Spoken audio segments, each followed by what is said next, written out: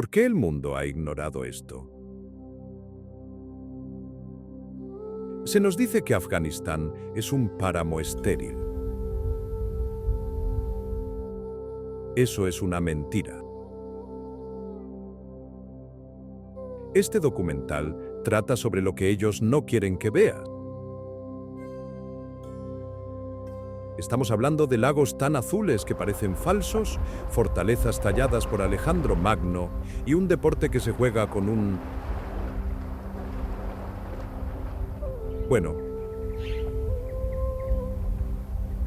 ya lo verás. Esto no es un reportaje de noticias, este es un viaje al corazón de una civilización. Vamos a encontrar el verdadero Afganistán, escondido a plena vista. Y los secretos que encontramos dentro de la mezquita azul son cuanto menos impactantes. Cuando dejas atrás el ruido de las ciudades, el mundo cambia. El aire se enrarece, el cielo se agranda, y el silencio es, por decirlo suavemente, ensordecedor. Nuestro viaje hacia el Afganistán oculto comienza en las tierras altas centrales, en la provincia de Bamiyan. Este es un lugar de leyendas, un lugar tallado por la naturaleza y marcado por manos humanas. Es una tierra donde la tierra misma parece contar historias. Donde cada ruina tiene un nombre y cada valle tiene un secreto. Este no es el Afganistán que esperas. Este es el que ha estado esperando, escondido a plena vista. Nuestro viaje comienza justo en el centro del país, en una cuenca de gran altitud, rodeada por los picos nevados del Hindu Kush. Esto es Bamiyan. Durante siglos, esta fue una parada crucial en la ruta de la seda, un cruce de caminos para mercaderes, monjes y ejército. Pero hoy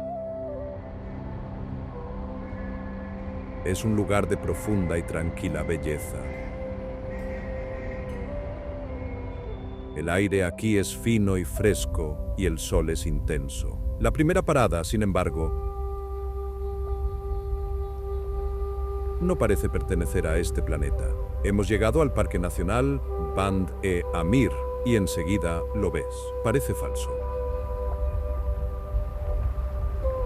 Parece como si alguien hubiera tomado una foto de un cañón rocoso, estéril y polvoriento, y luego hubiera pintado digitalmente el azul más imposible y vibrante que jamás hayas visto. Pero esto es real. Este es el primer y único parque nacional de Afganistán, una cadena de 6 lagos de un turquesa imposible, conectados por cascadas y situados frente a acantilados de roca de color rojo brillante. Es un oasis surrealista. Lo que nadie te dice es que este color no proviene de un filtro y no proviene del cielo, proviene del agua misma. El agua de deshielo de las montañas es increíblemente rica en minerales, especialmente carbonato de calcio. Esta agua rica en minerales acumula presas naturales de travertino, capa por capa, durante miles de años. Estas presas son las que retienen el agua, creando los lagos. Es una maravilla geológica. Un proceso tan lento y tan perfecto que asombra la mente. Pero los lugareños te contarán una historia diferente. No hablan de travertino, hablan de Imam Ali, el primo y yerno del profeta Mahoma. Según cuenta la leyenda, el ejército de Ali pasaba por este desierto, sediento y desesperado por agua. Golpeó los acantilados con su espada y en una sola noche, estos 6 lagos brotaron para salvar a sus hombres. Cada lago tiene un nombre. El más grande es Band-e-Zulfikar, el lago de la espada. Otro es Band-e-Haibat, el lago del esplendor. Para un visitante, este lugar se trata de pura paz. Verás familias locales que han conducido durante horas haciendo picnic en las orillas. La actividad más popular y una visión verdaderamente extraña es remar a través del agua de zafiro en extravagantes botes de pedales con forma de cisne. En este paisaje remoto y accidentado, un bote de cisne amarillo brillante es lo último que esperas. El alojamiento aquí es básico. No encontrarás ningún hotel de 5 estrellas. Lo que encontrarás son sencillas casas de huéspedes de ladrillo de barro, administradas por familias locales que ofrecen mantas en el suelo y una vista que costaría miles de dólares en cualquier otro lugar.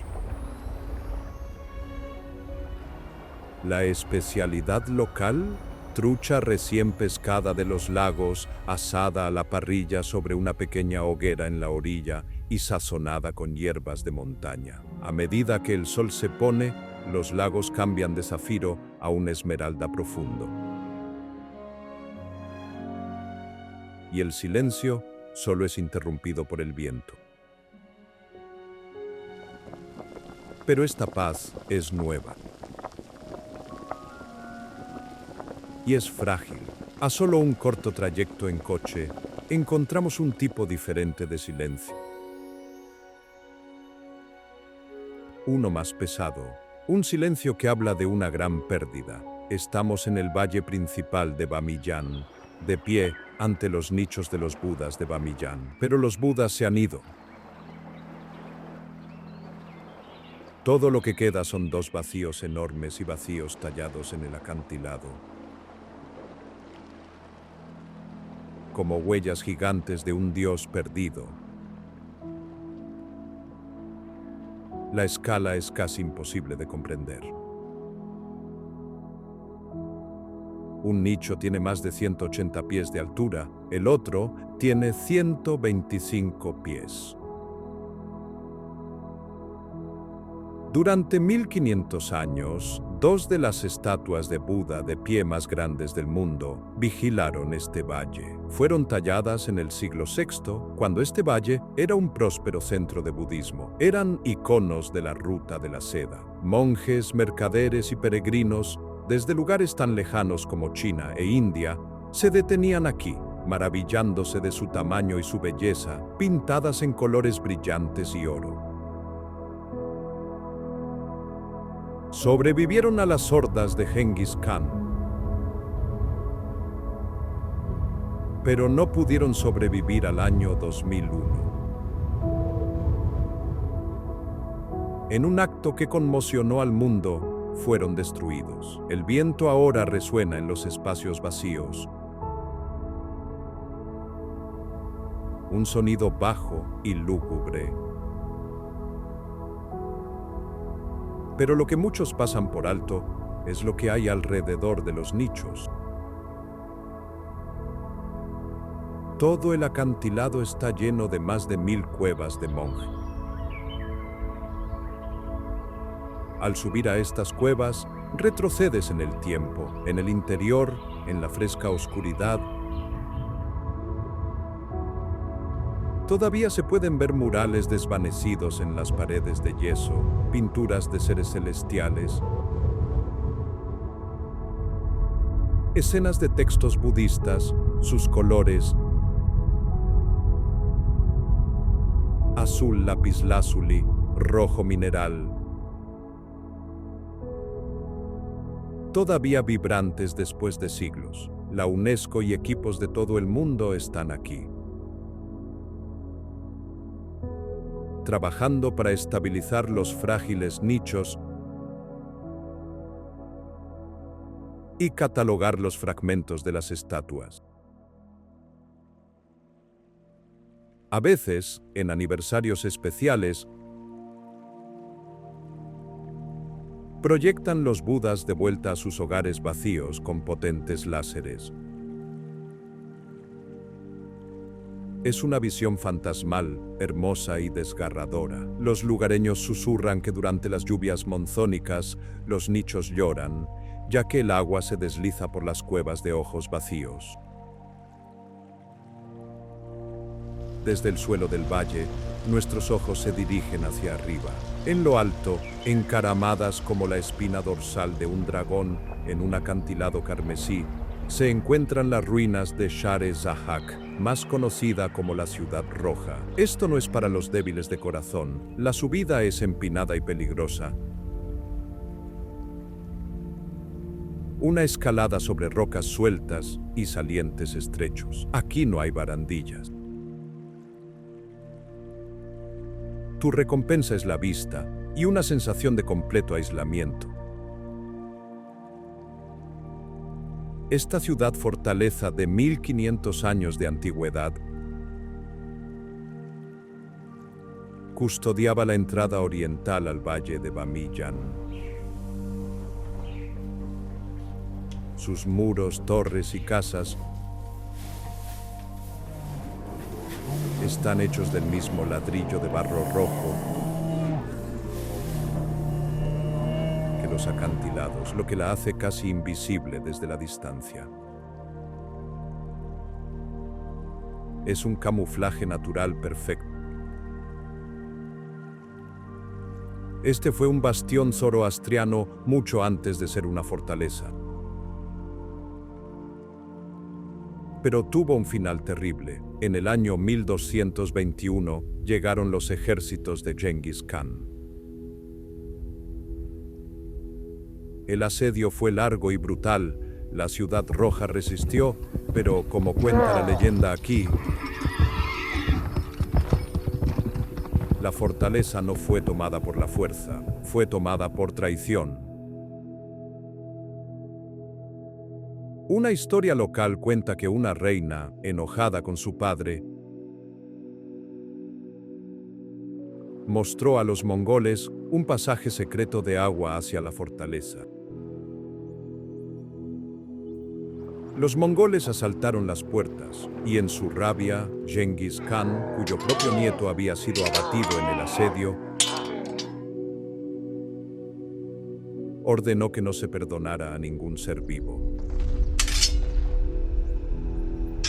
No dejaron nada en pie.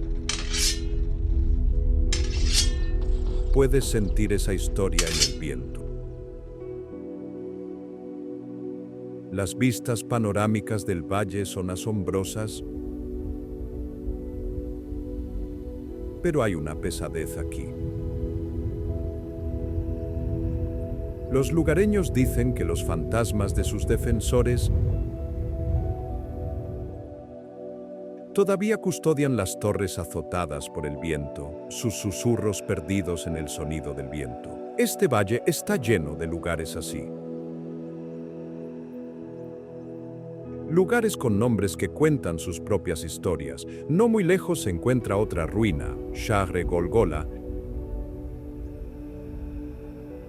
que se traduce escalofriantemente como la ciudad de los gritos. Este fue el último reducto gorid contra los mongoles en esa misma y sangrienta campaña en 1221. Cuando cayó la Ciudad Roja, esta ciudadela en la cima de la colina fue el refugio final. Los mongoles sitiaron y la defensa fue desesperada, pero cuando finalmente cayó, la destrucción fue tan completa que se dijo que los gritos de sus habitantes resonaron en todo el valle, dando al lugar su nombre para siempre. Hoy, la desmoronada ciudadela en la cima de la colina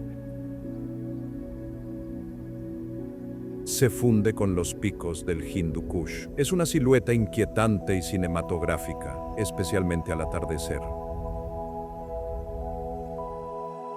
Las paredes son dientes irregulares y rotos contra el cielo. Es un lugar popular para que las familias locales hagan un picnic.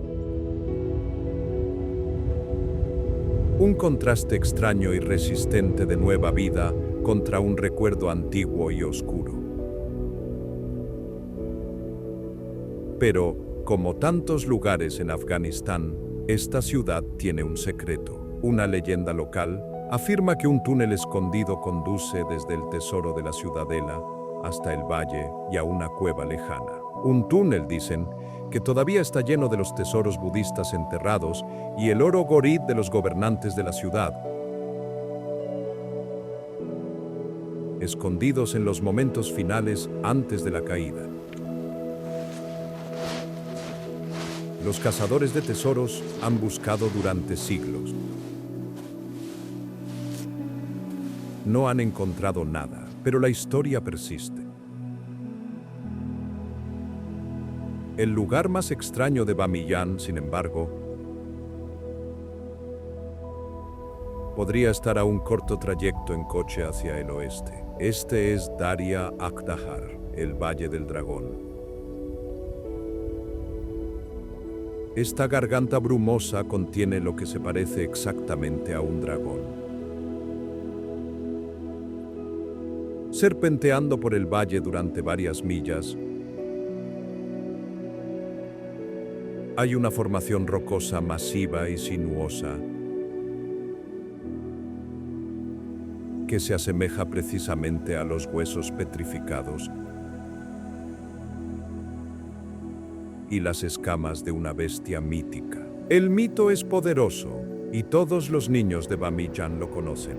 Un terrible dragón vivía en este valle, aterrorizando a los aldeanos, exigiendo tributos de comida y ganado.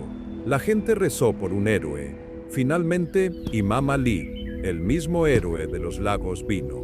Se enfrentó a la bestia y después de una gran batalla, mató al dragón con su espada. Su cuerpo se convirtió en piedra, un recordatorio permanente de la victoria del bien sobre el mal. La ciencia, por supuesto, dice algo diferente. Es más travertino.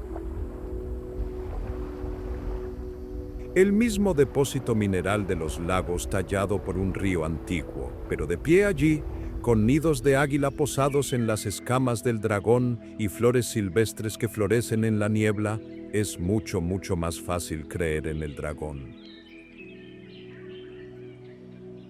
Nuestra última parada en esta región muestra la ingeniería pura del pasado y su vulnerabilidad. Este es Chahel Burg, el fuerte de las 40 torres. Estas no son solo ruinas, son un grupo de fortalezas medievales con torres de vigilancia Gorid de hace 900 años, literalmente erosionadas en los acantilados. Estas torres fueron construidas para vigilar las rutas comerciales, centinelas silenciosos que observaban cualquier ejército o caravana de bandidos. También fueron dañadas por los mongoles, pero permanecen aferrándose a la roca. Dominan pacíficos huertos de manzanos alimentados por el mismo deshielo glacial que alimentaba las fortalezas. ¿Qué hay escondido aquí? Dentro de algunas de las torres más protegidas, los arqueólogos encontraron poemas de amor tallados en escritura cúfica, que cuentan la historia de un romance prohibido de un sultán. Es un toque de humanidad en un lugar construido para la guerra. Las tierras altas son un lugar de profunda belleza y cicatrices profundas sin curar. Pero la historia de Afganistán es una historia de imperios. Para encontrar el siguiente capítulo, debemos viajar hacia el oeste. El viaje hacia el oeste es largo. El paisaje cambia de roca de gran altitud a una extensión ondulada y más seca. Una tierra de colinas de color verde pistacho y horizontes interminables. Nos dirigimos a Herat, la joya del oeste de Afganistán. Durante siglos, esta ciudad fue la capital cultural del mundo, rival de Florencia o Venecia durante el Renacimiento. Era una ciudad de poetas, pintores, arquitectos y eruditos. Y todavía se pueden ver los huesos de esa grandeza. Lo primero que ves, dominando la ciudad, es la ciudadela de Herat. Este no es un edificio sutil, es una fortaleza de ladrillo de barro imponente y masiva en un alto afloramiento rocoso. Parece un castillo de arena construido por gigantes. También se la conoce como la Ciudadela de Alejandro, porque él construyó la primera fortaleza en este mismo lugar alrededor del 330 antes de la era común, después de conquistar la ciudad. Ha sido reconstruida más de 20 veces desde entonces. Por cada imperio que pasó, los górids, los timurids, los mughals. Lo que tiene este lugar es la historia. Ha resistido 17 asedios diferentes. Por decirlo suavemente, estas paredes lo han visto todo. Caminar por sus murallas al atardecer es una actividad obligatoria para cualquier visitante. Los antiguos bazares de la ciudad se extienden debajo de ti. El aire caliente y polvoriento huele a cardamomo y comino del mercado de especias. Puedes ver toda la ciudad y tu vista se dirige a los minaretes que atraviesan el horizonte. En el interior es un laberinto de patios, torres y cuarteles con un nuevo museo. Pero la historia que perdura es la de una cámara secreta. En lo profundo de los cimientos, donde supuestamente los gobernantes timurids escondieron mapas de oro que mostraban las ubicaciones de otras ciudades perdidas de la ruta de la seda. Desde las murallas de la ciudadela puedes ver el corazón de la ciudad. Un toque de azul brillante. Esta es la mezquita del Viernes, o la gran mezquita de Herat. Este es, sin lugar a dudas, uno de los edificios más hermosos de la Tierra. Es una obra maestra de azulejos de color azul cobalto. No es solo azul, es cada tono de azul, desde el azul marino profundo hasta el turquesa brillante. Los intrincados patrones arabescos, los remolinos de caligrafía. Es como un caleidoscopio en el que puedes entrar. Fue construida por primera vez en el año 1200 de la era común por la dinastía Gorid. Pero fueron los timurids en el siglo XV quienes la perfeccionaron, cubriéndola con estos increíbles azulejos. Dicen que tiene el equivalente a más de 400 minaretes de azulejos, un dato salvaje que muchos no saben. Los azulejos no son solo patrones. Muchos de ellos codifican poemas sufí sobre el amor y la divinidad. Y hay una historia de un mihrab oculto, un nicho de oración, que fue construido por un arquitecto sordo, quien lo diseñó para amplificar y susurrar oraciones a aquellos que no podían oír. Estar en el patio central un viernes con miles de fieles es una experiencia poderosa. Un visitante debe, por supuesto, quitarse los zapatos y a las mujeres se les da un chador para que lo usen. La hospitalidad es inmediata. Los lugareños a menudo se acercan, no para venderte nada, sino simplemente para practicar su inglés y darte la bienvenida. Herat fue una ciudad de arte y fue gobernada por una mujer de arte, la reina Gawar Shah. Su legado está en todas partes, pero también está roto. Visitamos el complejo y minaretes de Musalla. Hoy es principalmente una ruina. Pero ¿qué ruina? 5 imponentes minaretes, algunos originalmente de más de 180 pies de altura, se levantan del suelo, cubiertos con lo que queda de sus impresionantes azulejos vidriados de color turquesa. Inscripciones poéticas los envuelven, se alzan en un jardín de rosas silvestres. Este fue una vez un complejo masivo, una mezquita, una escuela, una biblioteca, todo encargado por la reina Gauhar Shad en el siglo XV. Fue una de las mecenas de las artes más poderosas de la historia. El complejo fue destruido en su mayoría en el siglo XIX,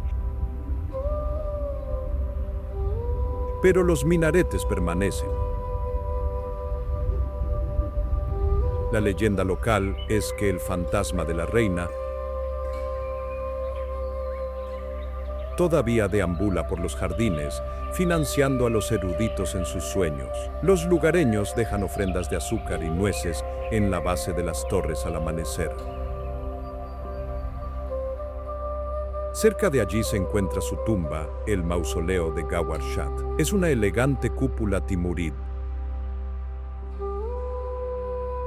ubicada en un parque replantado. El trabajo de azulejos aquí es intrincado, floreciendo como un jardín congelado. Esta es la tumba de la mujer que creó el cenit cultural de Herat. Pero aquí también hay un secreto. Un historiador afirmó haber encontrado su diario, no en papel, sino grabado en las paredes de sus aposentos privados, detallando un complot para gobernar como emperatriz ella misma, una historia que nunca se publicó, y el diario, si es que existió, está perdido. Herat es una ciudad de místicos. Visitamos la tumba de Jami, el lugar de descanso del gran poeta sufi persa del siglo XV, Abdur Rahman Jami. Es un lugar sereno, situado en medio de olivares de pistacho. El aire es dulce. La caligrafía parece arremolinarse como humo de incensarios. Aquí es donde Jami compuso su último ghazal, una forma de poema. La historia cuenta que lo escribió bajo un cometa, y en el poema predijo la caída de la dinastía Timurid. A un corto trayecto en coche, se encuentra otro centro de misticismo, el santuario Khwaja Abd Allah Ansari, también conocido como Ghazar-Gah. Este es un complejo sufi en la cima de una colina, un laberinto de cámaras abovedadas y caminos bordeados de álamos. Es el refugio de un santo del siglo XI. Esto no es solo un museo, es un centro espiritual vivo. Los sufis Qadiriyya todavía vienen aquí para realizar rituales de zikr, cantando y moviéndose en éxtasis de oración. El secreto oculto aquí es un pozo susurrante. Los devotos susurran sus secretos y oraciones en el pozo, creyendo que la acústica lleva sus palabras directamente al santo en el más allá. Los gobernantes de Herat también sabían cómo relajarse. Takht-e-Safar es un jardín de recreo del siglo XIV en una colina que domina la ciudad. Es una serie de piscinas y jardines en terrazas diseñados para reflejar los cielos estrellados. El sultán Baikara, un gobernante timurid, lo construyó como su escape personal. Hoy es un lugar popular para picnics.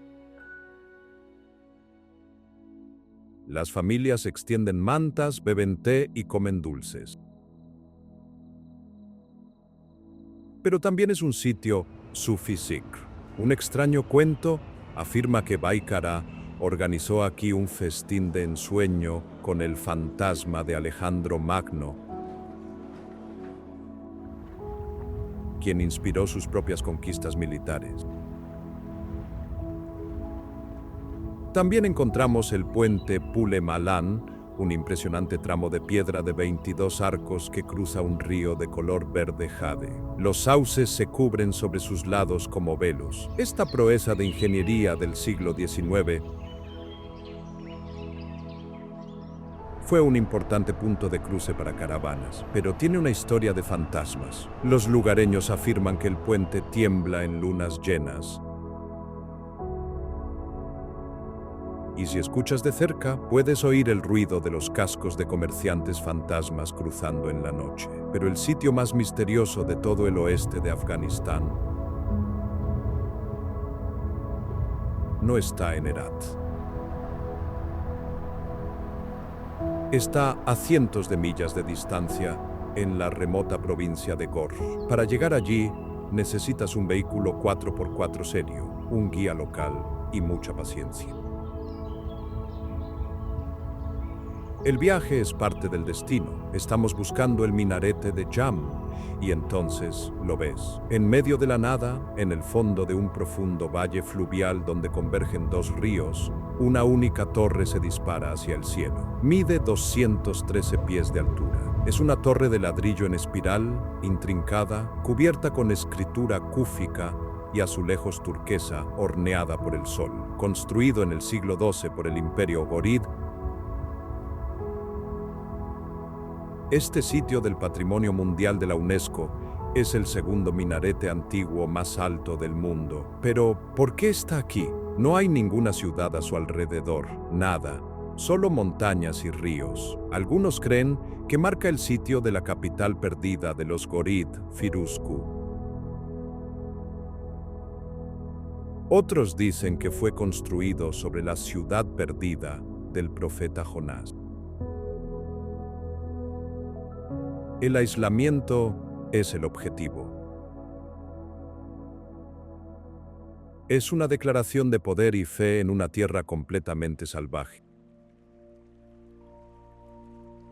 Los lugareños tienen una leyenda que dice que durante el equinoccio de primavera, las inundaciones en su base cantan versos del Corán. Es un misterio, un gigante solitario escondido del mundo. El oeste es una tierra de poetas y fantasmas, pero el norte es una tierra de santos y reyes.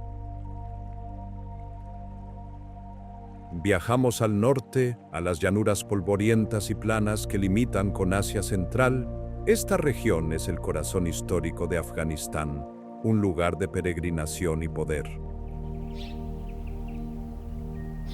Nuestra primera parada es Mazar-i-Sharif.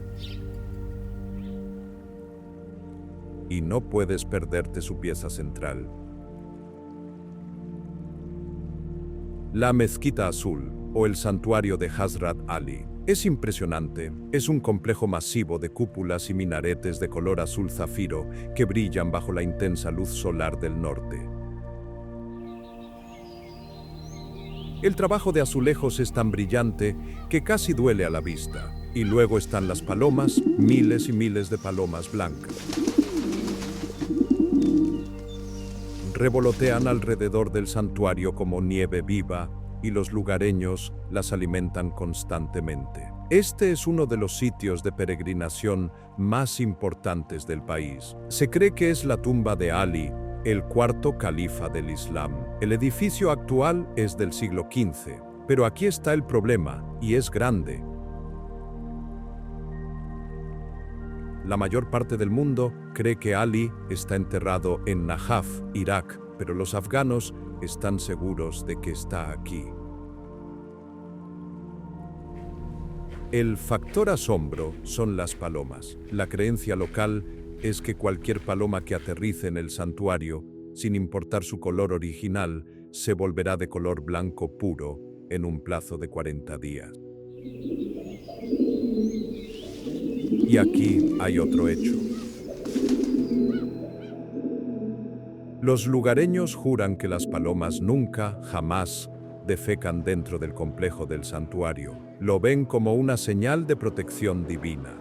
Durante el Nowruz, el Año Nuevo persa, miles de peregrinos vienen aquí. Una leyenda dice que esa noche, el espíritu de Ali enciende las linternas de la mezquita él mismo. Un visitante encuentra aquí un lugar no solo de belleza, sino de fe intensa y viva. Pero Mazar-i-Sharif,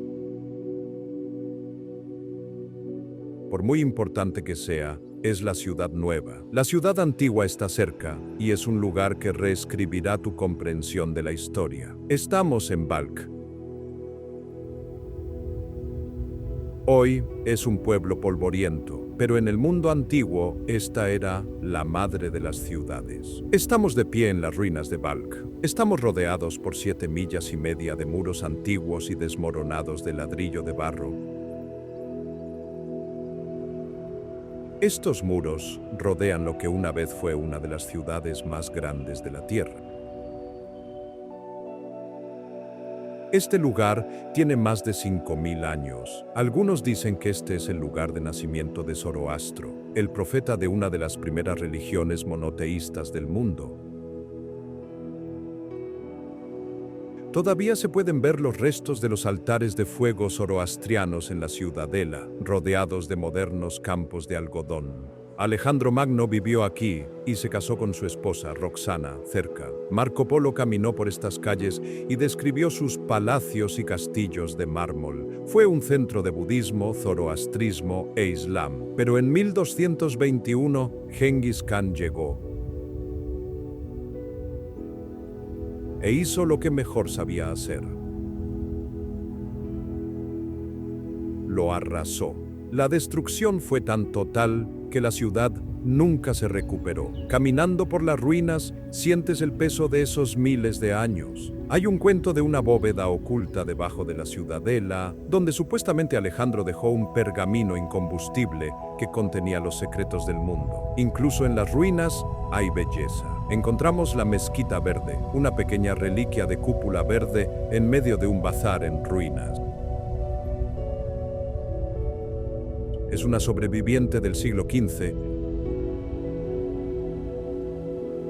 uno de los pocos edificios que no fue completamente borrado. Las vides están reclamando sus arcos, como el tapiz de la naturaleza. El secreto de esta mezquita: los lugareños creen que las paredes esconden monedas de oro bactriano, el mismo tipo que se encuentra en las famosas tumbas de Tilla Tepe. La gente ha quitado el yeso durante siglos, buscándolas. El norte también es el hogar de uno de los deportes más intensos del planeta. Estamos en el estadio Buzkashi, a las afueras de Mazar y Sharif. Es una arena polvorienta, en realidad solo un gran campo, rodeado de colinas donde miles de hombres están animando.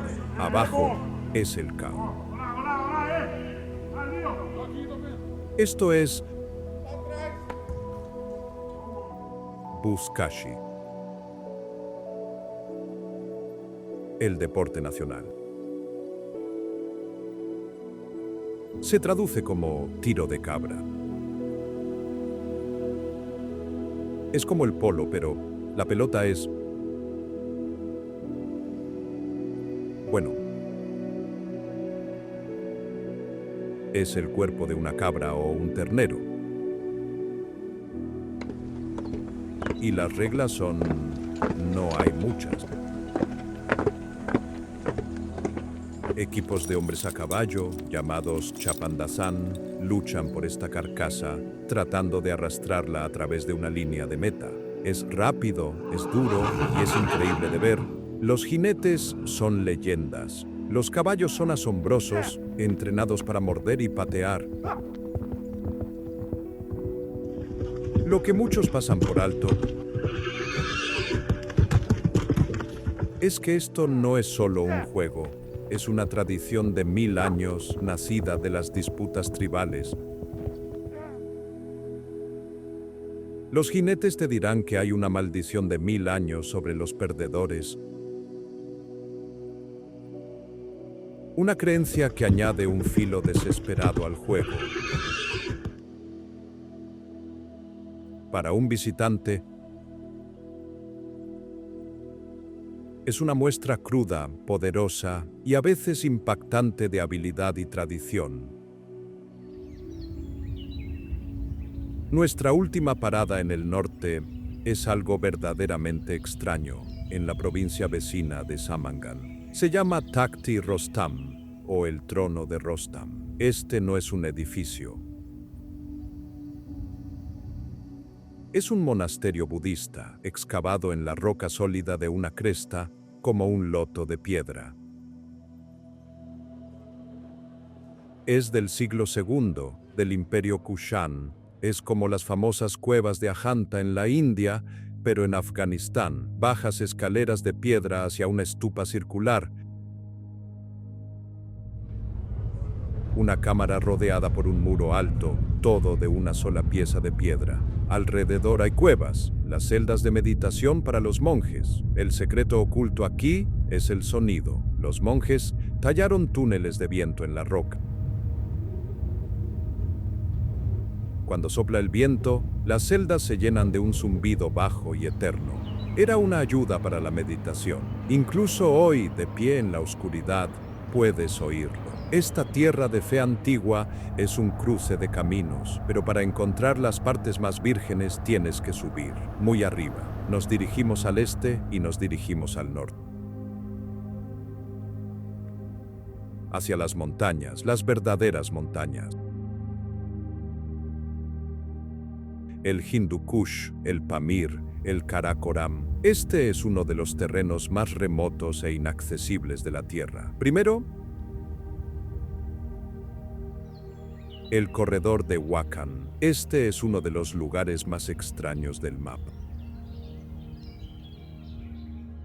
Es una franja de tierra estrecha de 220 millas de largo, un dedo delgado de Afganistán que se extiende para tocar China. Está intercalado entre Tayikistán, Pakistán y China. Toda esta región fue una zona de amortiguación del Gran Juego del siglo XIX, una creación política de los imperios británico y ruso para evitar que sus fronteras se tocaran. Y para decirlo suavemente, funcionó. Es una grieta entre gigantes. Los valles son estrechos, los picos son imponentes. Estamos hablando de picos de 7.000 metros, más de 23.000 pies, que nunca han sido escalados. La gente de aquí son los waki y los kirguís. No son pastunes ni tayikos. Son seminómadas, viven en cabañas de piedra, pastorean yaks y cultivan cebada en terrazas de gran altitud.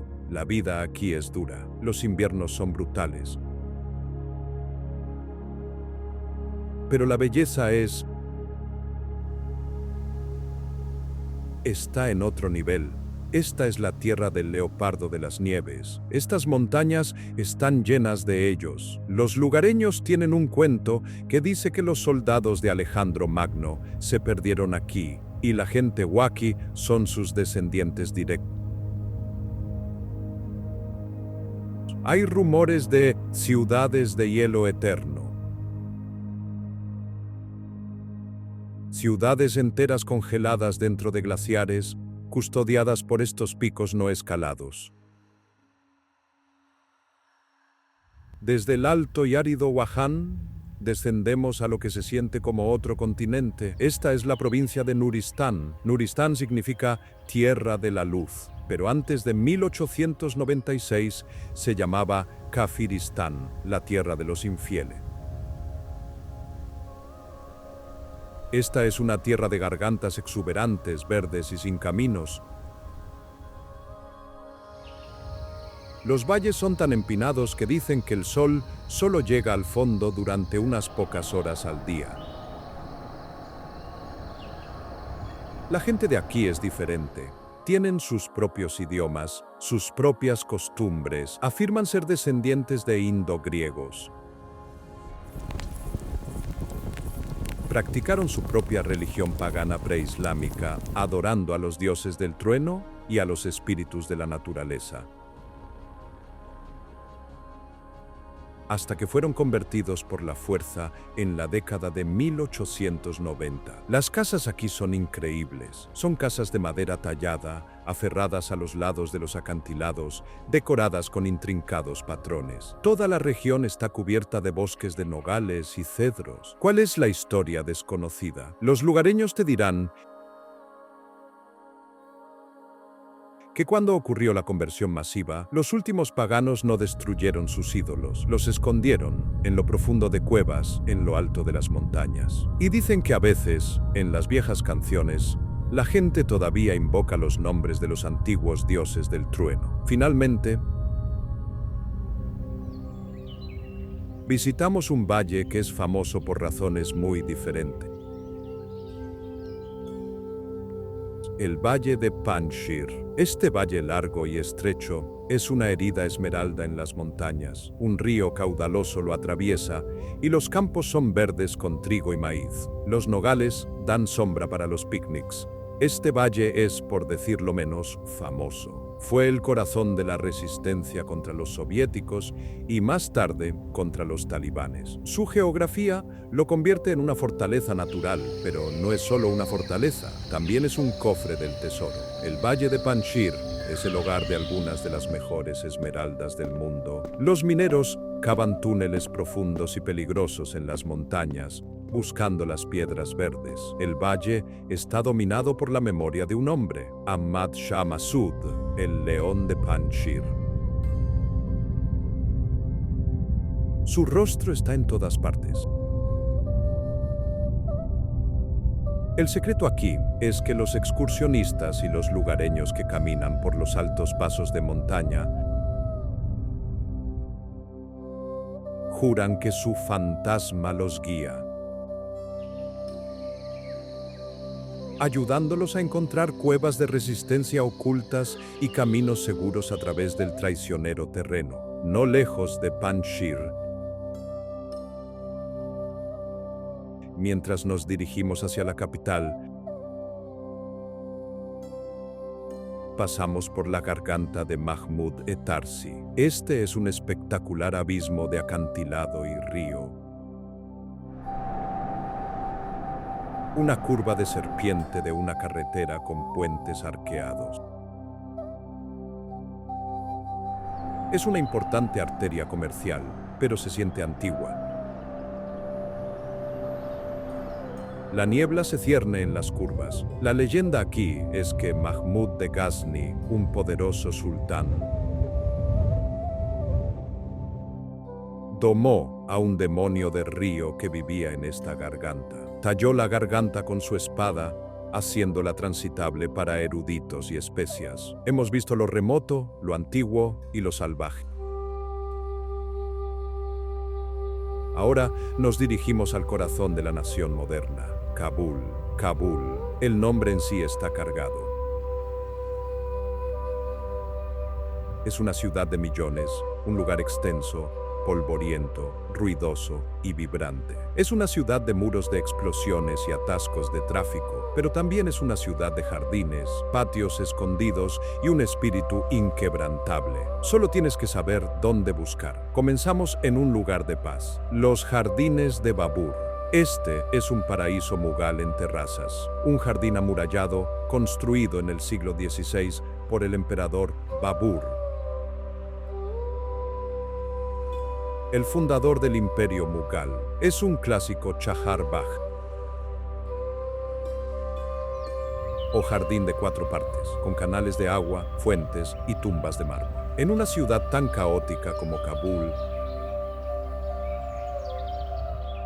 este lugar es un pulmón, huele a rosas. Babur amaba tanto este jardín que pidió ser enterrado aquí. Su poesía está grabada en tablillas de piedra alrededor del jardín.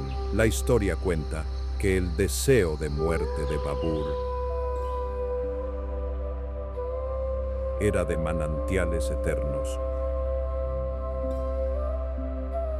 Las fuentes aquí son alimentadas por acueductos ocultos y antiguos. E incluso en los años más secos, rara vez dejan de fluir. Es un lugar para familias, para picnics, para un momento de tranquilidad, de un sueño que se hizo realidad. Pasamos a un sueño que se rompió. En una colina que domina la ciudad se encuentra el Palacio Darul Aman. Es un cascarón, un magnífico palacio de estilo europeo neoclásico. Sus cúpulas están salpicadas de agujeros de bala y explosiones de cohete. Es un símbolo inquietante de un Afganistán diferente. Fue construido en la década de 1920 por el rey Amanullah Khan.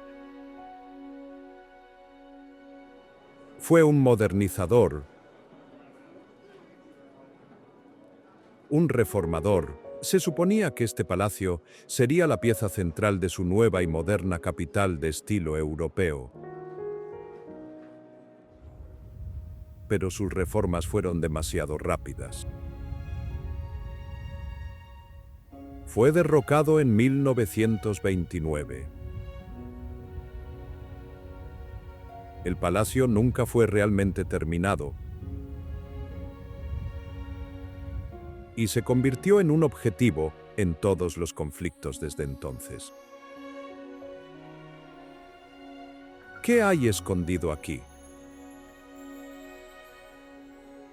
En las bóvedas del sótano, los historiadores encontraron los restos quemados de estatutos de educación para mujeres y documentos legales progresistas, destruidos en la revuelta de 1929. Es un palacio de sueños rotos. Dominando la ciudad vieja se encuentra la fortaleza Bala Hizar. Este es el verdadero asiento del poder. Esta antigua ciudadela, en un alto espolón rocoso, ha sido el centro de la defensa de Kabul durante al menos 1500 años. Sus muros están marcados por siglos de invasiones. Ha sobrevivido, según un recuento, a 17 asedios importantes. Las vistas desde aquí son impresionantes, extendiéndose hasta el Hindu Kush, pero la fortaleza está llena de historias oscuras. Se dice que un príncipe mughal escondió un diamante masivo, el Ojo de Kabul, en sus cimientos. Nunca se ha encontrado. Es un lugar de poder, pero también un lugar de finales. Incluso en Kabul puedes encontrar naturaleza. El lago Karga es un embalse parecido a un espejo rodeado de álamos. Es un lago artificial, un refugio de alta seguridad, donde los residentes de la ciudad vienen para picnics de fin de semana. Ves siluetas de halcones en lo alto, pero tiene una reputación extraña y oculta. Los lugareños dicen que el lago se traga las penas. Dicen que si miras fijamente el agua el tiempo suficiente, tu reflejo será reemplazado por el rostro de un ser querido perdido. El verdadero corazón de Kabul, sin embargo, está en sus mercados, y el más inusual es el mercado de pájaros Kafaroshi. Este no es un mercado de alimentos, este es un laberinto de callejones estrechos bordeados de miles de jaulas, todas vivas con pájaros cantores, canarios, pinzones, perdices de pelea. El aire huele a mijo, a serrín y extrañamente a libertad. Este mercado es una tradición de 100 años y se ha mantenido intacto por todos los años de disturbios. Es un lugar donde los hombres vienen a comerciar pájaros, a escucharlos cantar y a hablar. Los vendedores tienen una costumbre única. Susurran gangas a los pájaros y creen que los pájaros eligen a sus nuevos dueños cantando una canción en particular. Es un bolsillo de suave absurdo en una ciudad muy dura. Pero el pasado de la ciudad nunca está lejos. Visitamos el Museo de Minas Terrestres Omar. Este no es un museo interior, es un jardín al aire libre, pero las flores son metal retorcido. Es una exhibición de más de 20.000 explosivos desactivados, minas, cohetes, bombas de racimo, todos recolectados por la organización de desminado Omar. Es una escalofriante y poderosa educación sobre las cicatrices de los últimos 30 años. La historia oculta aquí es de resiliencia. Los desminadores cuentan historias de minas cantoras, minas que fueron manipuladas con campanas o campanillas por personas desconocidas, un sistema de advertencia de arte popular para alertar a los niños. Estas minas cantoras son parte del folclore local y, según los desminadores, salvaron miles de vidas. También visitamos el cementerio europeo, un lugar extraño y tranquilo. Está lleno de tumbas cubiertas de hiedra de soldados británicos de las guerras anglo-afganas, exploradores rusos y aventureros Anzac. Las amapolas florecen en las tumbas de los caídos Fue construido por los británicos en 1879. Hay más de 150 tumbas multinacionales. El cuento aquí es de una rosa maldita, plantada en la tumba de un amante. Solo florece, dicen los lugareños, en los aniversarios de nuevas invasiones. Nos detenemos en la mezquita Shah-e-Dog Shamshira, la mezquita de las dos espadas. Es un edificio hermoso e inusual junto al río Kabul, con minaretes gemelos que parecen espadas cruzadas. Fue construida en la década de 1920. La leyenda dice que su fundador fue un guerrero árabe que vino a difundir el Islam, empuñando dos espadas. Una leyenda más extraña dice que las espadas en la tradición de la mezquita chocarán durante las tormentas eléctricas invocando la lluvia. Nuestra última vista de la ciudad es desde la colina Bibi Maru. Es una cumbre baja, un lugar popular para paseos, con tomillo silvestre perfumando el aire. Te da una panorámica de toda la ciudad. Lleva el nombre de una belleza con rostro de luna, que según la leyenda, saltó de la colina por un amor perdido. Dicen que todavía se puede ver su silueta en las nubes al anochecer. Kabul es una ciudad que se niega a ser una sola cosa. Es una ciudad de vida, pero el corazón del mundo pastún, la historia de la fundación del país, se encuentra al sur.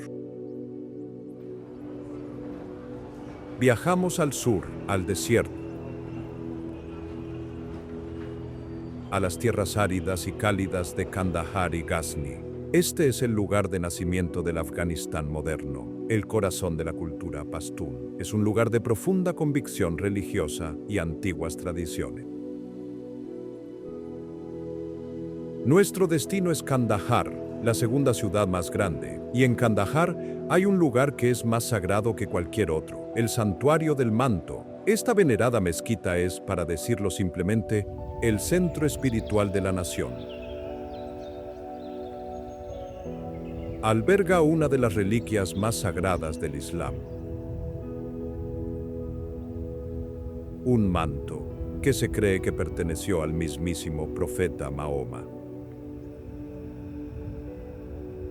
Ahmad Shah Durrani, el fundador del Afganistán moderno, trajo el manto aquí en el siglo XVIII. Se guarda en una caja de plata, bajo cristal. Se pueden ver los hilos de seda brillando en la tenue luz. La cuestión es que el manto casi nunca se muestra. Se abre solo en las ocasiones más sagradas, como el Eid. Se cree que cura a los fieles que lo ven. El cuento narrado por los guardianes del santuario es que el manto vuela en los sueños de los gobernantes, guiándolos en momentos de crisis nacional. Kandahar es una ciudad de sitios antiguos y misteriosos. Justo a las afueras de la ciudad encontramos Chil Sena, los 40 pasos. Esto no es un edificio. Es una escalera tallada directamente en la cara de un acantilado de roca escarpado.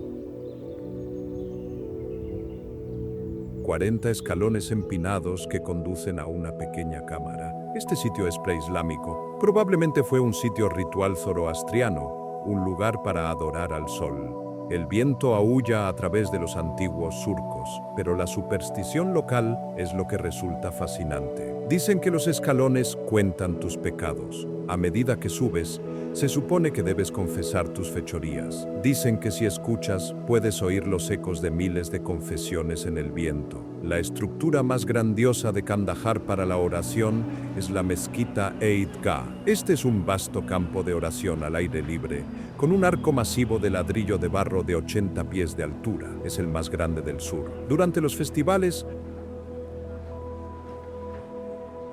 todo este espacio se llena con miles de fieles. Está construido sobre lo que los lugareños dicen que fue un antiguo campo de batalla.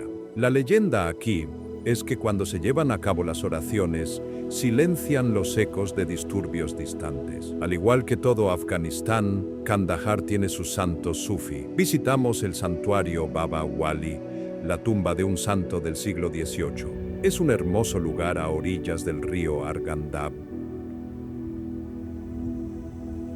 con banderas de oración ondeando en la brisa.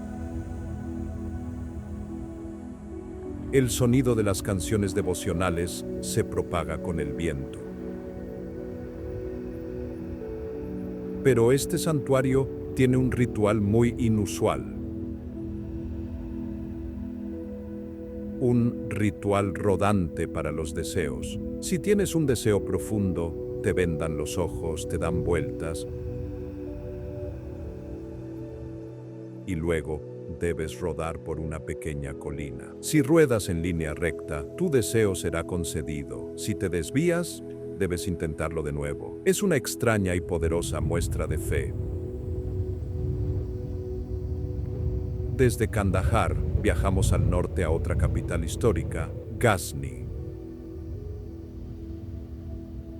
Hoy, Ghazni es una bulliciosa ciudad comercial, pero en el siglo XII, esta era la capital del poderoso imperio Ghaznavid, un imperio que se extendía desde Persia hasta la India. Era una ciudad de eruditos, poetas y palacios. Casi todo se ha ido, pero dos cosas permanecen perforando el cielo del desierto: los minaretes de Ghazni. Estas son dos torres gemelas, cada una de unos 65 pies de altura, aunque alguna vez fueron mucho más altas. Están cubiertas de intrincados ladrillos de terracota, dispuestos en patrones que parecen flores del desierto, con pequeños restos de esmalte turquesa.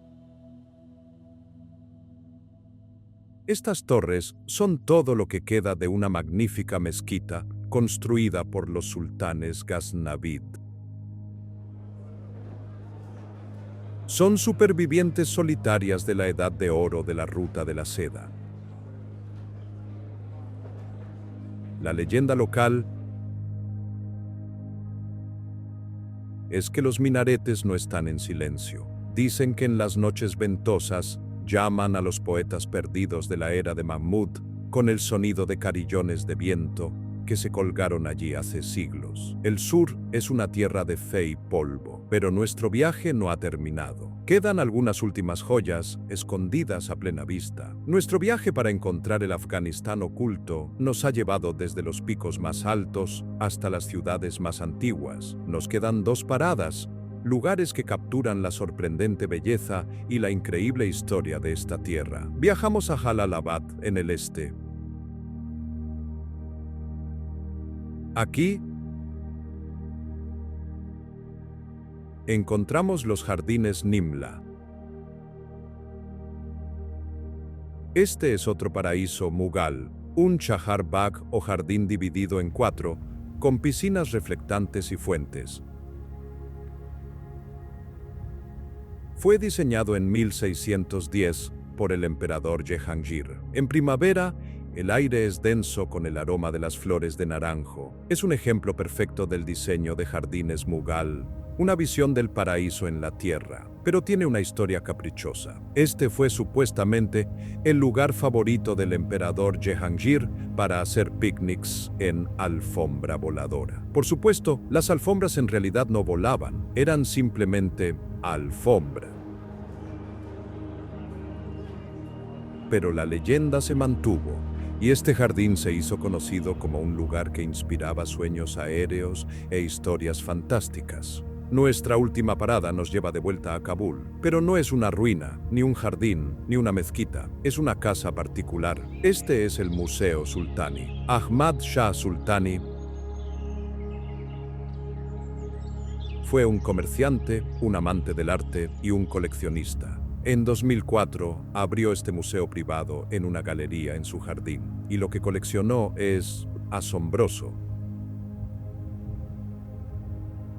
Este es un tesoro privado de curiosidades de oro, joyas antiguas y, lo más importante, tesoros bactriano. Estamos hablando de oro de Tilla Tepe, el famoso tesoro bactriano de hace 2000 años. Si bien la colección principal está en el Museo Nacional,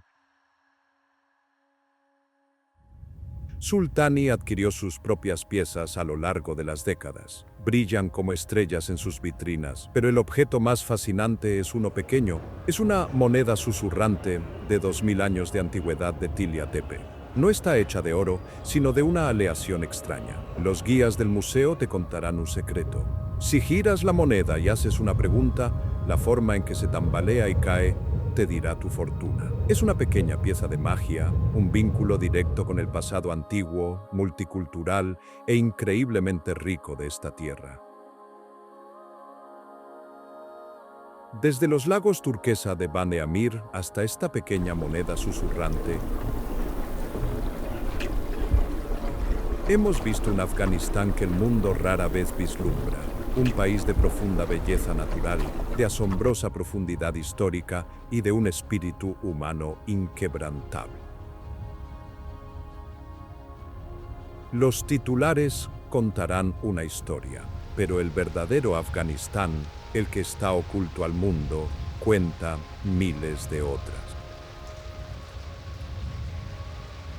A medida que nuestra exploración de las maravillas veladas de Afganistán llega a su fin, la llamada de los rincones no descubiertos se hace más fuerte. La tierra susurra aún más secretos, ruinas olvidadas donde los imperios se enfrentaron en silencio, gargantas esmeralda que desafían el control del desierto y santuarios donde los ecos de los santos perduran en el polvo. Hemos descubierto más lugares, cada uno un nuevo capítulo en esta saga atemporal, extraídos de las provincias que el tiempo ha guardado. Estos no son los ecos de la guerra o las sombras de los titulares. Son el pulso de una nación grabado en piedra, agua y leyenda. Aventurémonos más profundamente en los tesoros enterrados del norte, los fuertes desafiantes del sur, las ciudades perdidas del este y los oasis silenciosos del oeste. Nuestro viaje continúa hacia el norte, más allá de la famosa Mezquita Azul, más allá de la madre de las ciudades. Nos adentramos en las llanuras cocidas por el sol de la provincia de Jowzjan, una extensión plana y polvorienta que se extiende hacia el río Amu Daria. Verás, esta tierra parece vacía. Pero lo que muchos pasaron por alto es que los mayores tesoros a menudo se esconden justo debajo de la superficie. Aquí, la tierra misma estaba custodiando uno de los secretos más grandes de la historia arqueológica. Hemos llegado a Tilla Tepe, un nombre que significa la colina dorada. Para un viajero no parece gran cosa. Es un grupo de 6 montículos bajos y azotados por el viento en un campo vacío.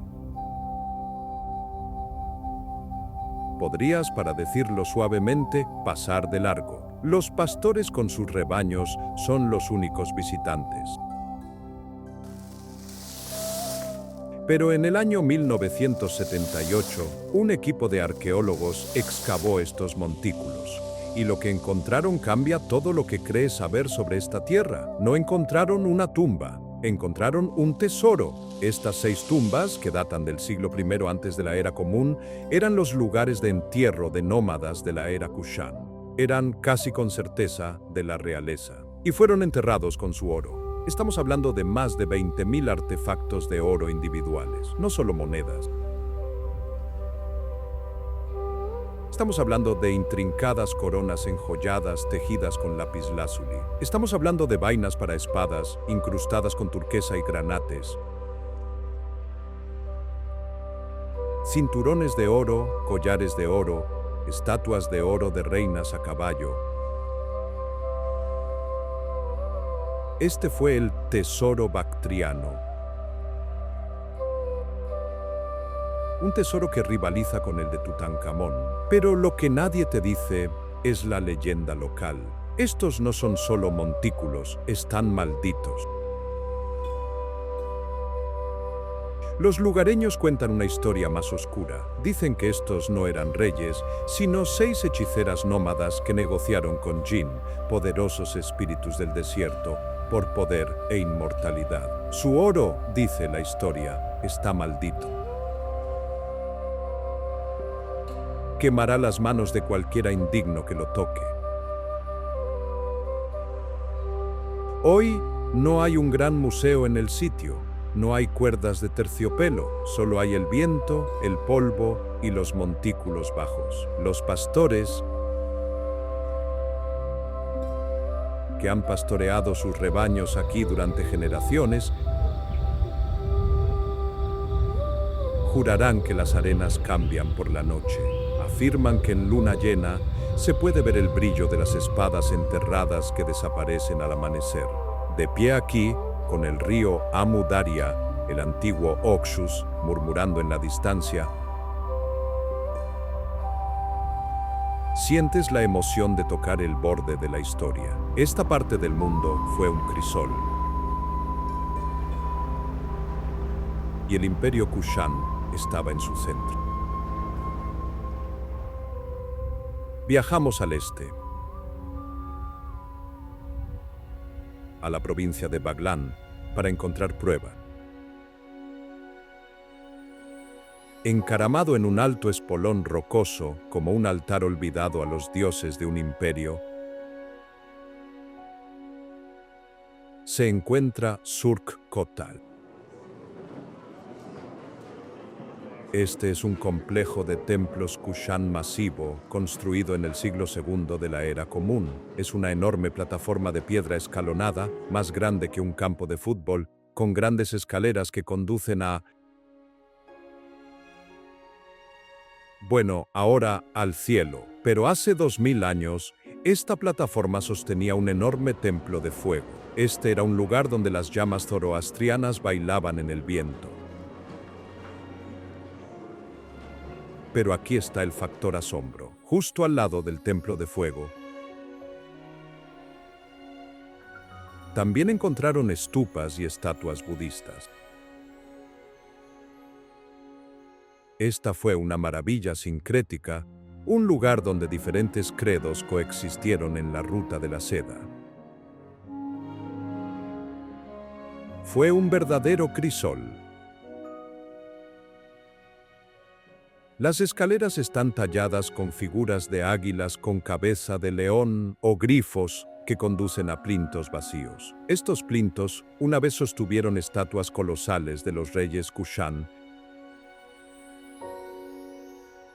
pero fueron derribadas por el tiempo y los invasores. ¿El cuento oculto? Los arqueólogos encontraron inscripciones en la escritura bactriana, un idioma escrito en letras griegas. Insinúan una escalera a las estrellas. Una rampa utilizada para procesiones reales que estaba destinada a imitar el ascenso del rey al cielo. Este lugar todavía tiene poder. Los lugareños evitan el sitio después del atardecer. Afirman que el viento lleva el sonido de los cánticos, los susurros de sacerdotes muertos, hace mucho tiempo que atendían un fuego que se apagó hace siglos. Y dicen que en el equinoccio, las sombras de los plintos vacíos se alinean para señalar una cripta oculta. Una bóveda de reliquias Kushan, intacta desde el reinado del gran rey Kanishka. Los Kushan escribieron su idioma en letras griegas. ¿Pero por qué? Para encontrar la respuesta, debemos ir más al norte, a la provincia de Takhar, donde el río Oxus traza un camino hacia una verdadera ciudad perdida. Esto es Ai Khanum. El nombre significa Señora de la Luna. Esto no es solo una ruina. Esta es una ciudad griega, congelada en el tiempo, en medio de Afganistán, fundada alrededor de 280 antes de la era común por colonos seleucidas, los herederos de Alejandro Magno. Esta ciudad es puro y no adulterado esplendor helenístico. Las ruinas se extienden a lo largo de 1,5 millas cuadrada, o más de 370 acres, y los descubrimientos son simplemente impactantes. Estamos hablando de columnas corintias del tipo que se ve en Atenas, medio enterradas en el cieno.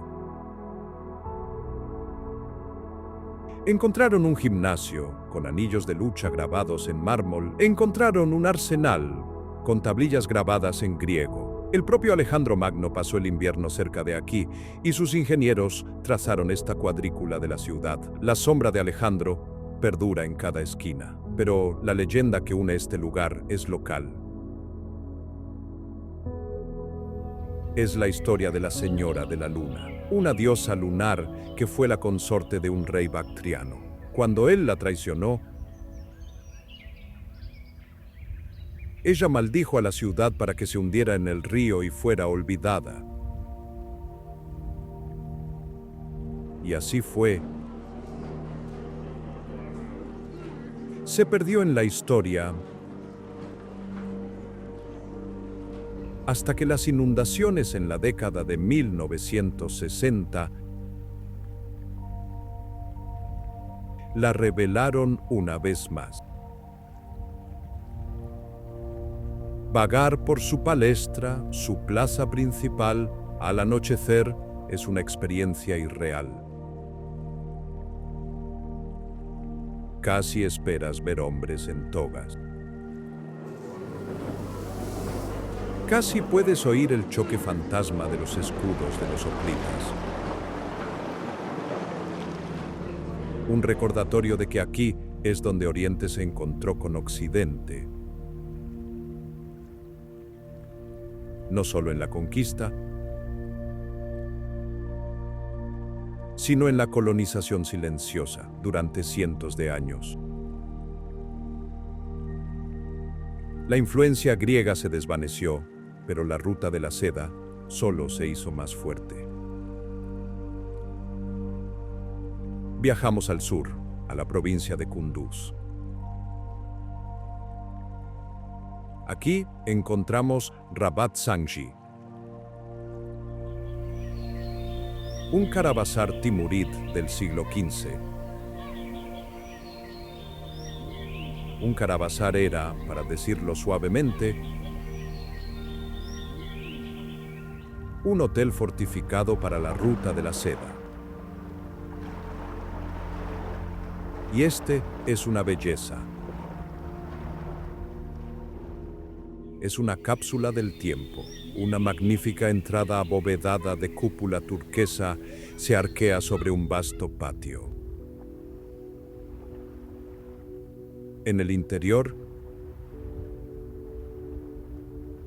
los pistachos desgastados por el tiempo de cientos de años todavía dan sombra. Esta era una parada de descanso de 5 estrellas. Sus pequeñas habitaciones o celdas una vez bullieron con mercaderes que intercambiaban lapislázuli invaluable de Badakhshan por sedas brillantes de Samarcand. Las paredes cuentan la historia. Todavía conservan frescos desvanecidos, pinturas de una vida de lujo y ocio. Se pueden distinguir a los jugadores de polo, un deporte favorito de los timurid.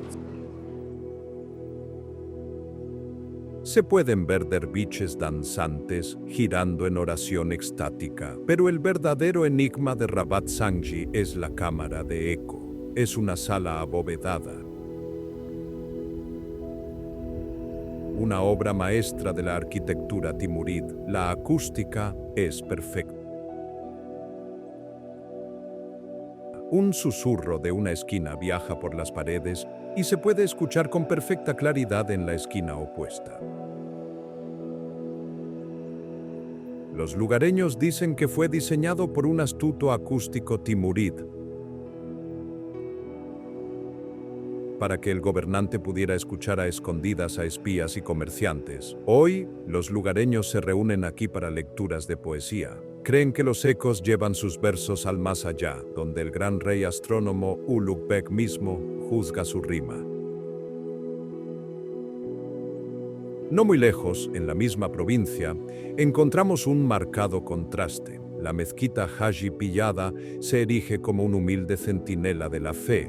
Esta no es una gran obra maestra de azulejos, es una pequeña mezquita de ladrillo de barro del siglo XII, construida por la dinastía Gorid. Su característica más famosa es su minarete, que se inclina como un narrador cansado. El nombre Haji Pillada significa el peregrino que caminó. La historia es que fue construida por un hombre santo que caminó descalzo todo el camino desde la Meca. Pero la mezquita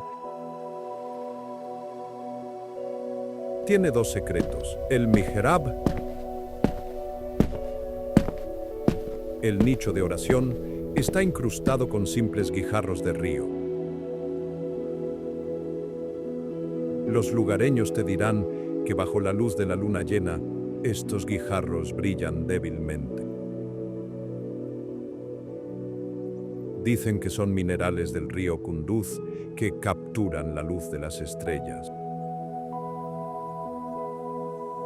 El segundo secreto está en el pozo del patio. La leyenda dice que cuando el Haji Pillada llegó por primera vez, el pueblo sufría una hambruna. Golpeó la tierra seca con su bastón y este pozo brotó. Durante 3 días lloró leche, no agua, sosteniendo a todo el pueblo. Hoy es un lugar de tranquila súplica. Los devotos atan pequeños hilos al minarete inclinado. Una oración silenciosa por un voto o un deseo. Y la llamada a la oración resuena como un latido a través de los interminables campos de algodón. El norte es una tierra de oro enterrado y fe enterrada. Pero ahora debemos dirigirnos al este, hacia las montañas. El viaje hacia el este nos lleva de las llanuras a los pliegues escarpados de la provincia de Parwan. Las montañas aquí son afiladas, implacables. Y aferrado a la ladera de un acantilado como el tesoro de un dragón, encontramos Rabat y Malik. Este es otro Carabazar, pero de una época anterior, el siglo XI. Y no es un lugar de descanso suave, es una fortaleza. Tallado en la piedra arenisca roja local. Su portal masivo está grabado con intrincada escritura cúfica, patrones de enredaderas entrelazadas que simbolizan las rutas comerciales eternas. Esta era una posada fortificada para caravanas de camellos que tenían que esquivar a los asaltantes Ghaznavid. Es un lugar duro e imponente. Hoy alberga a cabreros y sus rebaños. Y por supuesto,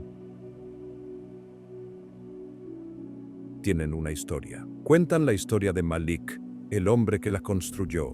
Dicen que no era solo un hombre, sino un príncipe que cambiaba de forma y que fue exiliado por amar a una bailarina hindú. Su espíritu, dicen, nunca se fue. Se manifiesta como un enorme halcón blanco que rodea las ruinas todos los días al mediodía, custodiando el paso. Una subida a sus murallas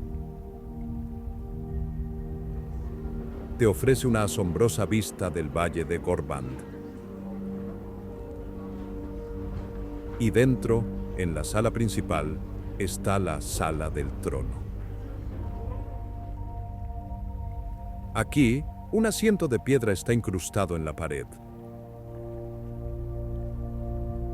Los lugareños afirman que contiene la huella de una mano dejada por el mismísimo poderoso Sultán Mahmud de Ghazni durante un consejo de guerra a medianoche. De una fortaleza de guerra, viajamos más profundamente a la provincia de Logar, a un lugar que se ha convertido en uno de los sitios más importantes y más amenazados de la Tierra. Esto es Mes Aynak. Este lugar es un enigma, es un vasto sitio que cubre miles de acres. Y no es solo una cosa, es un sitio de la Edad del Bronce de 3000 años de antigüedad. Es uno de los depósitos de cobre más grandes del mundo. Eso es lo que significa Mes Aynak, pequeña mina de cobre. Y construido justo encima, hay un extenso monasterio budista del siglo V de la Era Común. Imagínate, un complejo masivo de stupas, templos y cuevas de meditación, todo con vistas a los pozos de color verde turquesa de la mina de cobre. Aquí es donde el mundo antiguo obtenía su cobre e incluso su lapislázuli. Antiguas fundiciones y estatuas budistas salpican las colinas. Pero la leyenda aquí se agarra más fuerte que la historia. Los mineros, que todavía trabajan estas tierras,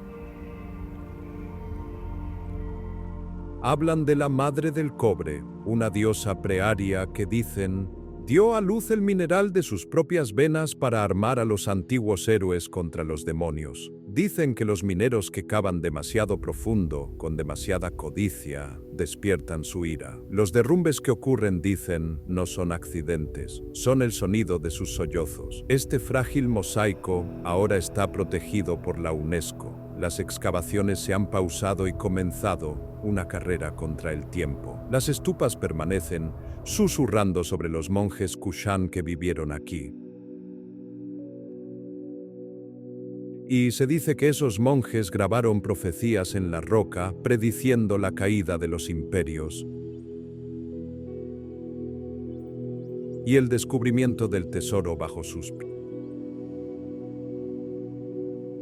Del polvo y el cobre del hogar, buscamos un tipo diferente de tesoro. Subimos a lo alto de la provincia de Badakhshan, lejos del borde del corredor de Wakhan, al valle de Sebak. Esta es una sinfonía natural. Es un prado alpino. Un refugio de gran altitud a más de 6.500 pies de altura. El valle está tallado por el deshielo glaciar. Lo primero que se ve son los campos de cebada en terrazas, parches imposibles de color verde, que caen en cascada por las empinadas laderas. Y en primavera, todo el suelo del valle es una alfombra de tulipanes silvestres, que florecen en rojos y dorados, imposibles y vibrantes. Este lugar es un Edén. Y como el Edén, fue un refugio. En la época medieval, los eruditos ismailitas, huyendo de las espadas mongolas, se escondieron en este valle. Sus bibliotecas fueron quemadas, pero su tradición sobrevivió en épicas orales, canciones que todavía cantan los pastores hoy. Pero el verdadero secreto del valle, un manantial cantor. Es un lugar donde el agua burbujea sobre un lecho de cuarzo y el sonido que produce no es un gorgoteo, es un zumbido. Una serie de armónicos Los lugareños afirman que este sonido cura el alma. La leyenda es que el propio Imam Ismail se bañó en este manantial y otorga visiones a los de corazón puro. Caminar por estos senderos al amanecer, respirando el aire fino y frío, es una experiencia espiritual. La niebla se abre para revelar las siluetas de los íbices, con sus cuernos gigantes y curvos, de pie en los acantilados. Son los guardianes de este mundo intacto y oculto. Hemos visto el este verde. Ahora, el viaje exige que vayamos al sur, al fuego. El sur es un mundo diferente. Dejamos las montañas y los valles y entramos en el desierto. Estamos en la provincia de Helmand, un lugar de calor y polvo. Y de este desierto, una única e imposible estructura se eleva a 82 pies hacia el cielo. Este es el Arco de Bost. Es un monumento gaznavit, solitario y magnífico, como un arco iris petrificado de ladrillo cocido. Fue erigido en el siglo XI, pero aquí está la cuestión. Es una puerta de entrada a ninguna parte. Fue construido como la gran entrada a la capital perdida de Lashkar-Gah, una ciudad de palacios que una vez estuvo aquí. Ahora la ciudad se ha ido, recuperada por el desierto. Solo queda el arco. Está adornado con débiles leones de estuco y versos cúficos que alaban al sultán Mahmud. Pero, como siempre, el cuento local es más dramático. Dicen que este arco no fue construido sobre arena, sino sobre la guarida de un demonio. El arco, afirman, sella al demonio bajo tierra. En las noches de tormenta, el trueno que retumba en el desierto no es trueno, es la bestia, luchando contra sus ataduras. Los constructores que se pelearon durante su construcción, dice la leyenda, se convirtieron en los mismos ladrillos del arco. Hoy, los lugareños hacen picnic en su larga sombra, arrojando dátiles al vacío para la buena suerte, y los arqueólogos se desconciertan ante los rumores de bóvedas subterráneas, donde los mapas de guerra del sultán Mahmud, grabados en cuero, todavía están esperando. De un arco solitario, viajamos a una fortaleza completa. Estamos en la provincia de Zabul, en la fortaleza de Kalat. Este no es un sutil fuerte de ladrillo de barro. Este es un monstruo. Corona un macizo afloramiento de basalto, un tapón de roca negro y volcánico. Sus paredes en zig-zag son un laberinto diseñado para confundir a los atacantes. Y este lugar es, para decirlo suavemente, antiguo. Data de al menos 500 antes de la era común. Este fue un bastión del imperio persa Aqueménida. Estuvo aquí antes de la Edad de Oro de Atenas. Custodiaba el paso crítico de Kandahar a Kabul, y todos lo sabían. Fue retenido por los heftalitas, los safarids, y fue marcado por las catapultas de Timur en 1383. En el interior, una cisterna profunda susurra la mayor leyenda de la fortaleza. Es la historia de la reina Soraya, una gobernante del siglo X. La historia cuenta que la fortaleza fue asediada, sus defensores se habían ido, pero la reina la defendió sola durante meses, moviéndose de pared en pared, disparando flechas, haciendo creer al enemigo que todavía estaba llena de soldados. Finalmente cayó pero su desafío es recordado. Dicen que su sangre manchó las piedras de la cisterna y en el equinoccio todavía brillan de color rojo. Subir sus 300 escalones hoy te da una panorámica del valle, una tierra de campos verdes. Es una vista comprada por siglos de lucha. Nuestra última parada al sur nos lleva al oeste, al interminable desierto de la provincia de Nimroz. Aquí, emergiendo de las salinas, se encuentra la ciudadela de Delaram. Este lugar parece un espejismo. Es un fuerte sasánida del siglo III de la Era Común, construido de adobe blanqueado por el sol. Sus torres redondas, que recuerdan a los diseños partos, parecen estar derritiéndose de nuevo en la tierra. Este fue un ancla crítica para el comercio de Persia a la India, pero el desierto es un lugar de espíritus. Las leyendas afirman que este fuerte no fue construido por sasánidas, sino por los ingenieros de Alejandro. Y no lo construyeron para detener ejércitos. Lo construyeron para atrapar algo, un espíritu de arena, un djinn, que devoraba caravanas enteras. Dicen que el espíritu todavía está atrapado. El viento fantasma que aúlla a través de las aspilleras es el espíritu, todavía gritando. Es un sonido que lleva el aroma fantasma de especias perdidas, cardamomo y azafrán, de las caravanas que consumió. Hoy los nómadas acampan en su patio, compartiendo cuentos alrededor de sus fogatas. Mientras que en el interior,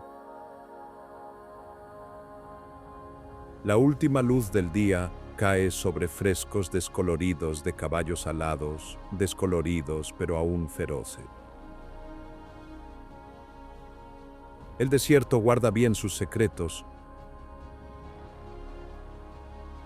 pero quedan algunos susurros en el oeste. Estas no son las historias fáciles, las que gritan los grandes monumentos, sino las que tienes que inclinarte para escuchar, llevadas por el viento sobre ruinas de tierra cocida y pasos altos y solitarios. Nuestro viaje ha sido de fantasmas y ecos, pero está casi completo. Damos un rodeo hacia el oeste, hacia la frontera con Irán, a un lugar donde el río Helmand traza una línea de vida a través del polvo. Nos dirigimos a la provincia de Farah, a un hito que no es solo una ciudad, sino innumerables capas de ciudades, apiladas como las páginas de un libro olvidado. Esta es la antigua ciudadela de Farah. Desde la distancia es engañosa. Simplemente parece una gran colina, un macizo hombro de tierra desplomado que se levanta de la llanura. Es fácil pasarla por alto, pero lo que muchos han pasado por alto durante siglos es que esta es la ciudad. Es lo que los arqueólogos llaman un Tell Mound, una colina artificial creada a partir de milenios de ocupación humana. Es una colina hecha del polvo de innumerables casas de ladrillo de barro, las cenizas de grandes incendios, los escombros de palacios conquistados y los huesos de los imperios. Es el tejido cicatricial de la historia. Un lugar donde siglos de ciudades han sido construidas, destruidas y reconstruidas una encima de la otra. Este lugar es un palimpsesto de poder. Durante siglos, se sentó en una encrucijada crítica. Quienquiera que tuviera Farah tenía una llave para la región, y todos, al parecer, querían tenerla. Cuando los arqueólogos comenzaron a excavar aquí en la década de 1970, no solo estaban raspando tierra, estaban despegando el tiempo. Encontraron capas partas de la época de Cristo, cuando esta era una frontera contra Roma. Encontraron capas kushano-sasánidas, un imperio híbrido de Oriente y Occidente. Encontraron capas ricas y profundas de la era islámica, que hablan de una edad de oro de la ciencia y el arte. Este montículo fue un testigo silencioso del ascenso y la caída de dinastía tras dinastía. Más profundo, descubrieron los cimientos de un palacio del siglo VI, una declaración de asombrosa riqueza y poder desde el borde del imperio sasánida. Y lo que encontraron dentro es un factor asombro que te detiene en seco. Un sistema de calefacción de hipocausto. Deja que eso se asimile. Calefacción por suelo radiante al antiguo estilo romano. En el medio de Afganistán. Esto no era una tosca chimenea. Esta era ingeniería sofisticada, un sistema de canales y pilares que circulaba aire caliente debajo de los suelos de mármol, calentando las lujosas cámaras de un rey o gobernador olvidado. Habla de un nivel de lujo que asociamos con Roma o Constantinopla, encontrado aquí, en el corazón de Asia Central. Es una pista de que esto nunca fue un remanso remoto. Fue una encrucijada cosmopolita. Pero eso no es todo. También encontraron osarios zoroastrianos. Estas pequeñas e intrincadas cajas de huesos son una ventana al alma de estas personas. Hablan de una fe que consideraba el fuego y la tierra como sagrados. Una creencia de que el cuerpo no debe contaminar los elementos después de la muerte. Este fue un lugar de alta cultura, profunda riqueza y fe profunda y antigua. Pero la historia es solo la mitad de la historia. La otra mitad pertenece al mito, y el mito local de la ciudadela es de profunda tragedia. La ciudad no solo se llama Fara, lleva el nombre de Fara, una princesa sasánida. Dicen que su belleza era tan vasta como el cielo del desierto, su espíritu tan feroz como el río Helmand en inundación. Su amor, por supuesto, fue prohibido, un romance con un hombre por debajo de su posición. Su reino fue invadido, los ejércitos de su padre destrozados. El nuevo conquistador, que llegó a las puertas, exigió a la princesa como su premio. Mientras se quitaba la vida, saltando de la torre más alta, maldijo a los invasores, maldijo a la ciudadela misma. Juró que ningún conquistador encontraría la paz aquí, y ningún cazador de tesoros encontraría jamás su oro. Enterró su corazón, dice la historia, en lo profundo del núcleo de la ciudadela. Juró que lo único que encontrarían los codiciosos aquí era su dolor, hecho real, y, dice la historia, nunca lo han hecho. Los conquistadores han ido y venido. La fortaleza fue asediada por los mongoles, disputada por los safávidas y los mughals, y en los tiempos modernos sirvió como puesto militar. Ninguno lo ha retenido por mucho tiempo, ninguno ha encontrado la paz. ¿Y los cazadores de tesoros? Los excavadores y exploradores no encuentran oro, ni alijos de joyas de la corte sasánida. Solo encuentran espinas. Los lugareños te advertirán, las espinas crecen gruesas y rápidas brotando de la tierra seca y maldita. Y dicen que estas espinas son diferentes, siempre sacan sangre. Al anochecer, la silueta de la ciudadela contra el cielo teñido de rojo es inquietante. El río Helmand fluye, indiferente a las tragedias de las que ha sido testigo. Algunos dicen que, si te paras allí cuando el viento se levanta, puedes escuchar el débil tintineo de copas en la brisa, un eco fantasma de las fiestas sasánidas que se fueron hace mucho, mucho tiempo. Dejamos el polvo y el calor de las tierras bajas. Nuestra última parada nos lleva hacia arriba, a la neblina central, subiendo miles de pies a un mundo diferente. Nos dirigimos a la remota provincia de gran altitud de Daikundi. Este es el Hazarajat, la patria del pueblo Hazara. El aire aquí es delgado y afilado, el paisaje es un contraste violento de picos rocosos y estériles y valles alpinos de un verde imposible. Aquí encontramos algo que no es una ciudad, una fortaleza o un lugar de tragedia, es un lugar de paz. Se llama Sang-e-Masha, la piedra del poeta. Es un canto rodado monolítico. Una única piedra gigante que sobresale de un prado alpino, como si un gigante la hubiera dejado caer del cielo. Está cubierta de grafitis de la era safávida, elegante escritura farsi del siglo XVII, tallada profundamente en la roca. Durante siglos, este fue un marcador de caminos, un hito para las caravanas agotadas que cruzaban estos pasos altos, solitarios y peligrosos. Las tallas son un testimonio, un «yo estuve aquí». Una oración de agradecimiento por el paso seguro o una súplica por el viaje que aún está por venir. Pero es la historia lo que le da su nombre. Se dice que hace siglos, un poeta descarriado, perdido en una neblina de dolor,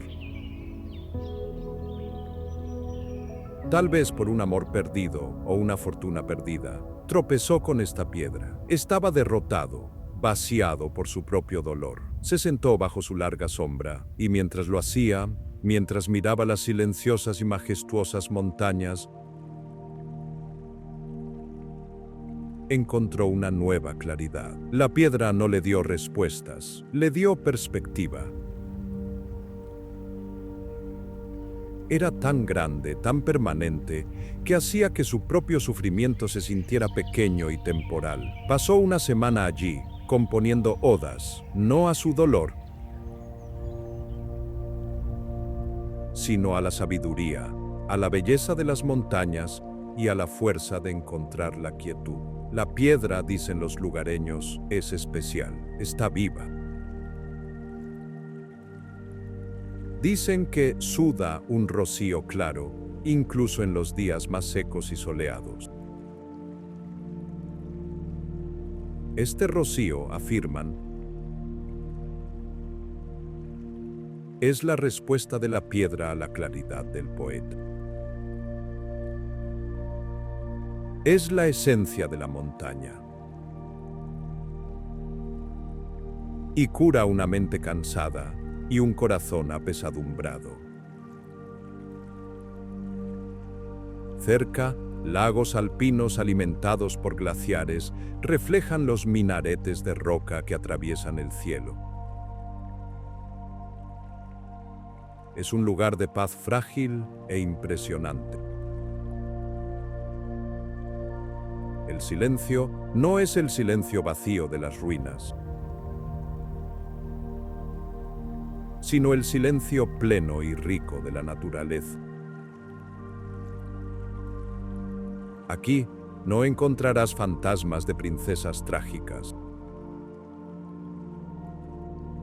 Encontrarás ancianos Hazara sentados contando las épicas de su pueblo, historias de resistencia y resiliencia, historias que, como la piedra, han perdurado. Sus voces se mezclan con el suspiro eterno del viento, una historia viva, custodiada por una única piedra silenciosa. Es un recordatorio de que algunos secretos no están enterrados en la violencia, sino que se mantienen a la vista, esperando que estemos lo suficientemente tranquilos para escucharlos. Hemos visto la belleza, pero ¿puede alguna vez separarse verdaderamente de su historia turbulenta? Esa es la verdadera pregunta.